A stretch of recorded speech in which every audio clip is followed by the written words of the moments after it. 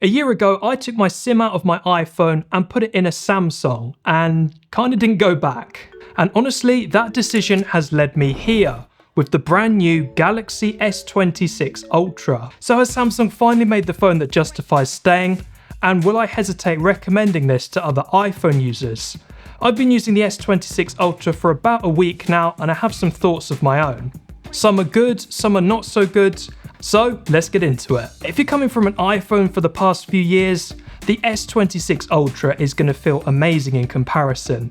It's thinner and it's lighter than all the Pro Max phones that have come out over the past few years. The design is sleek, and in the S26 Ultra, they've actually rounded the corners a bit more, and they've also rounded the edges as well, so it doesn't quite feel like a brick to grip anymore. Honestly, as soon as you take this thing out of the box, you just feel how much lighter it is compared to an iPhone. The difference is surreal.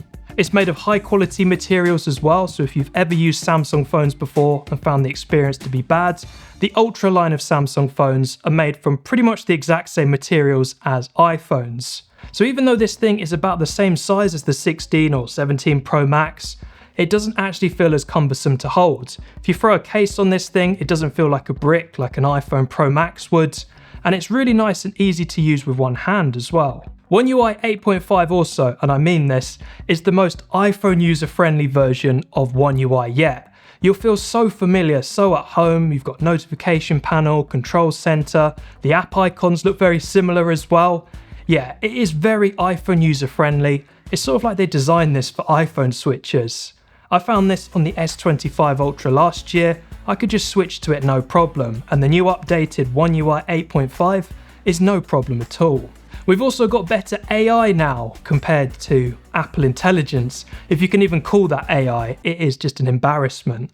The Samsung AI is just leaps and bounds ahead of Apple Intelligence. The Galaxy AI features are just amazing. We've got object remover that actually works, and also their generative AI is just amazing now. You can add stuff to photos, make your own wallpapers.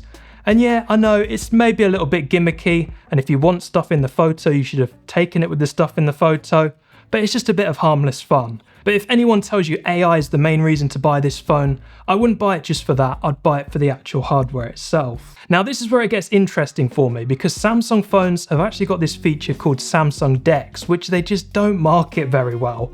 Basically, you can plug this thing into a monitor, keyboard and mouse, and pretty much transform it into a computer. They've added more desktops, it supports high resolution monitors, and it just feels like more of a complete package with this new One UI 8.5 update. Now, the main reason, other than a couple of design changes over the S25 Ultra, is the new privacy display, which, to be honest, is quite cool. It's a cool feature, but I can definitely still see my phone screen when I'm tilting it.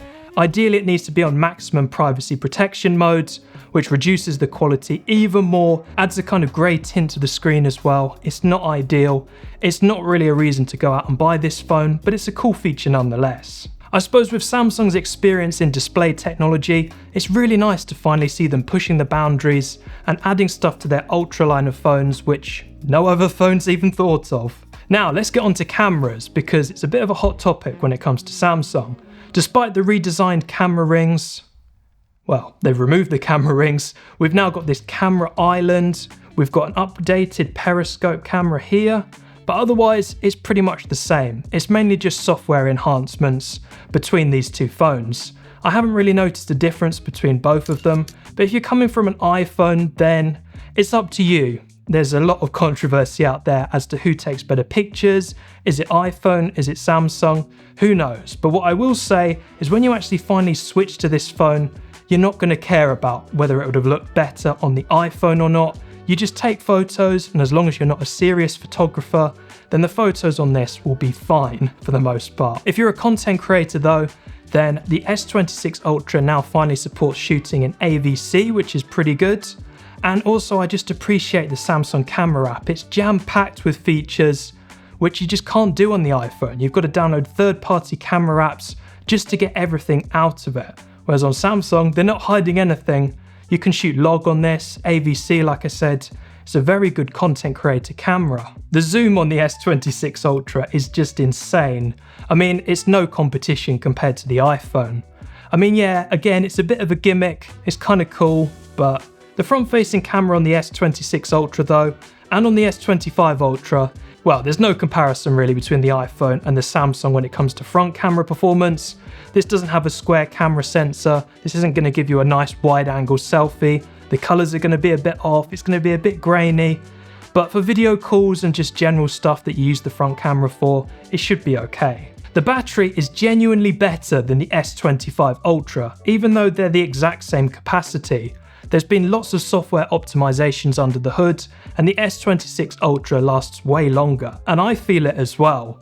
When I first switched to the S25 Ultra from iPhone, I did notice that I was charging it way more than I thought I would be. The iPhone would last me multiple days, the S25 Ultra maybe a day or two, but I'm pleased to report that the S26 Ultra is very similar to my iPhone in terms of battery life, which is amazing.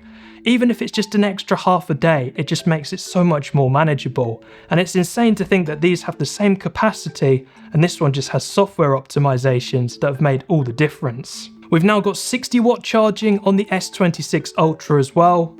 It can charge from about 0 to 75% in about 30 minutes, which is even better. So the battery lasts longer, it takes less time to charge. It's just a win-win. However, unfortunately, we still don't have Qi 2 charging in the S26 Ultra.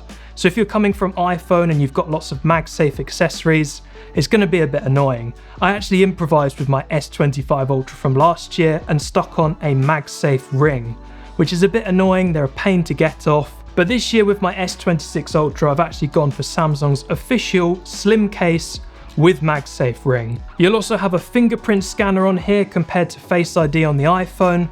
I much prefer the fingerprint scanner, honestly. If the phone's face down on your desk, you don't have to look over it, you simply just tap and you're in. It's so much easier than Face ID, but I get that's personal preference and I don't think it really matters too much, but just something to bear in mind. Also on the S26 Ultra, or any Ultra line of Samsung phone, you're going to have the S Pen, which the iPhone doesn't even have. So the S Pen is pretty cool, but I must admit I don't really use it too much. I know some people swear by the S Pen and use it all the time, and it's great, it's still got it. However, with the S26 Ultra, you do need to make sure that you put it in the right way, because if you don't, it sticks out really awkwardly and it just doesn't look very good. So you've got to make sure you put it in the right way. But I suppose to get these nice rounded corners, I guess they're just going to have to do that. So the viewing angles compared to the S25 Ultra has been a bit of a hot topic. Now I must admit they are slightly worse with the S26 Ultra over the S25, and that's probably because of the new display tech with the privacy feature. It's not a big deal if you're always using your phone head on anyway. It might be a bit of a big deal if you're sort of using it on a desk.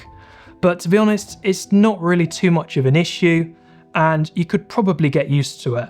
When you do have the privacy mode selected though on the S26 Ultra, it significantly reduces the resolution of the screen. Honestly, it kind of feels like using a budget Samsung phone. You can actually see pixels, it's not great. So I wouldn't recommend always having the privacy display feature on, maybe just having your notifications or just flicking it on and off when you need it, but I wouldn't use it all the time. So if you're an iPhone user and considering switching to the S26 Ultra, it is probably the most compelling case yet. One UI 8.5 will make you feel right at home with the software, switching's nice and easy with Samsung Smart Switch, the camera tech slightly improved, the battery life's got better.